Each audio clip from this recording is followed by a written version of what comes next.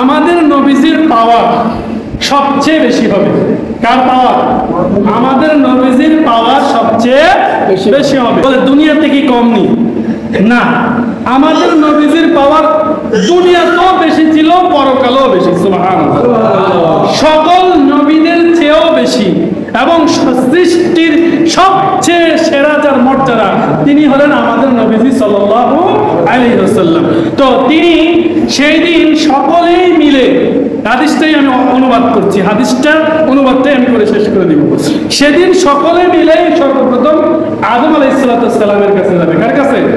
আমরা যারা এখানে উপস্থিত থাকবো হাসরের ময়দানে আদমের কাছে যাবে, আমাদের জন্য একটু সুপারিশ করেন। অনেক তো হয়ে গেছে, অনেকের ঘাম বের হতে হতে হাঁটু পর্যন্ত, কোমর পর্যন্ত, সিনা পর্যন্ত কেউ সাঁতরাইতে থাকবে।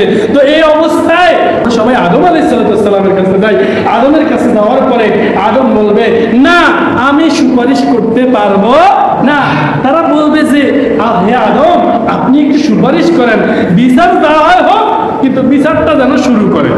বিচার দেওয়া হয় হবে, কিন্তু বিচারটা যেন শুরু করে। এত অস্থির হয়ে যাবে, রৌদ্রের তাপ শোয়ায়, কেউ বলছেন মোটম 1 হাত 1 বিগত, কেউ 3 ইঞ্চি, এরকম উপরে আমাদের সূর্য থাকবে।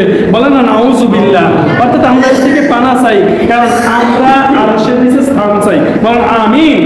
আল্লাহ তাআলা যেন আমাদেরকে সেদিন এরকম কঠোর রৌদ্র থেকে হেফাজত করে আরশের নিচে স্থান দান করে। বলেন আমিন।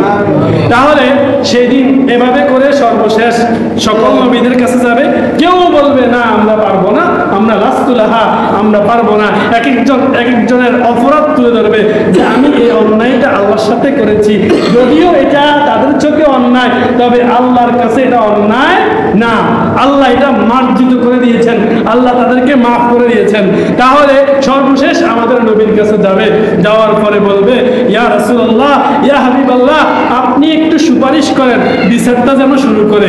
তখন আল্লাহ রাসূল বলবেন, হ্যাঁ আমি ইহার উপযুক্ত। সুবহানাল্লাহ, আমি সুপারিশ করব। তখন আল্লাহ রাসূল, এখানে অনেক কথা আমি ছেড়ে দিচ্ছি, সিজদায় পড়ে যাবেন। সিজদায় পড়ে গিয়ে আল্লাহকে ডাক দিয়ে বলবেন, আল্লাহ বিচারটা শুরু করেন। আল্লাহ তারপরে সিজদায় বলবেন, ক্বালা রাব্বি হাবলি ইয়া উম্মতি ইয়া উম্মতি ইয়া উম্মতি। এই কথাটা আল্লাহ রাসূল বলবেন আল্লাহর সামনে। তখন আল্লাহ বলবেন, হে হাবিব ইরফা রাসাকা, আপনি আপনার মাথা মোবারক উত্তোলন করেন। সাতুতা, আপনি সুপারিশ আমি আল্লাহ কবুল করব। সুবহানাল্লাহ। কারণ আল্লাহ রাসূল সুপারিশে বিচার শুরু হবে। হাসরের ময়দানটা বড় কঠিন। হাসরের ময়দানে আরশের নিচে যদি স্থান না পান, তাহলে আমাদের কোনো উপায় থাকবে না। হাসরের ময়দানটা কারোর জন্য 50,000 বছরের সমান হবে। বলেন নাউযুবিল্লাহ। আর কারোর জন্য মাত্র 2 রাকাত নফল নামাজ পড়তে যে সময় লাগে, এই সময়টা হবে। আল্লাহ তাআলা যেন হাসরের ময়দানে আমরা 2 রাকাত নফল নামাজ পড়লে যেই সময়টা হয়, এই সময়টা যেন আমাদেরকে দান করেন। আমিন। আল্লাহ পাক যেন হাসরের ময়দানে কঠিন বিচারের দিনে আমাদেরকে আরশের নিচে স্থান দান করেন। বলেন আমিন। আল্লাহ তাআলা আমাদেরকে বিনা হিসাবে জান্নাত দান করেন। আমিন।